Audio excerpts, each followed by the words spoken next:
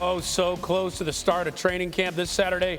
Ravens rookies kick off the action in a crucial season over in Baltimore. Now look, Baltimore left off the season with Lamar Jackson winning his second MVP award. He set a career high in completion percentage, passing yards, and led the NFL in rushing yards per attempt. But that wasn't enough to beat the Chiefs in the postseason. They fell 17-10 in the AFC title game. Lamar hit Zay Flowers for a 30-yard touchdown early, but the Ravens would score only 3 more points. Now this offseason, they went out and got Derrick Henry to solidify their backfield along with Lamar, and they're going to have a first-time play caller on defense in Zach Orr as Mike McDonald left to coach the Seahawks. So that's Baltimore, a contender. Another team that's a contender that also lost to the Chiefs in the playoffs last year, the Dolphins. They got a lot of questions of their own to deal with as their camp approaches. We bring in our NFL reporter, Jeff Darlington, to talk to us. He's in South Florida. All right, so Jeff, Miami's vets report on July 23rd. Tua Tagovailoa is entering the final year of his contract.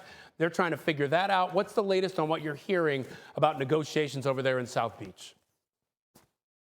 Yeah, we've got a couple negotiations going on right now, Ryan, that we can discuss here, starting with Tua Tagovailoa, of course. That is the most pressing. That is the one that the team continues to try to get done with Tua. Now, the last time I was on air reporting about this, I had mentioned that we weren't quite to the point where market value had been reached in the eyes of Tua Tagovailoa to the point where they could reach a deal. And while I can't say that there's anything imminent in terms of a deal as we inch closer to training camp, I can at least tell you that there have been active negotiations since then. They continue to try to get this done with a very amicable approach. It does not feel like this is going sideways by any means. I still think we'll have to wait and see if it gets done before the season. Tyreek Hill, this is not something that is really that crazy or pressing either, but he is entering the 3rd year of a 4-year deal worth $120 million.